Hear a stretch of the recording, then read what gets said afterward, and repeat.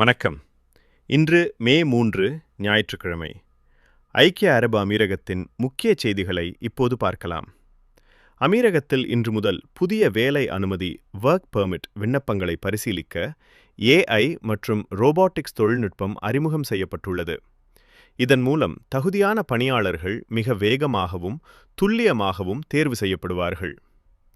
வங்கி வாடிக்கையாளர்களுக்கு ஒரு முக்கிய அறிவிப்பு. பாதுகாப்பு காரணங்களுக்காக வங்கிகள் இனி வாடிக்கையாளர்களை வாட்ஸ்அப் மூலம் தொடர்பு கொள்ள அமீரக மத்திய வங்கி தடை விதித்துள்ளது.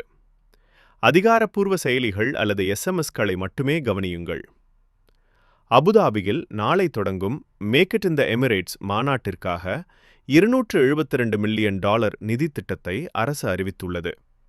இதில் 1000க்கும் மேற்பட்ட சர்வதேச நிறுவனங்கள் பங்கேற்கின்றன. சுற்றுலா பயணிகளுக்கு ஒரு நற்செய்தி.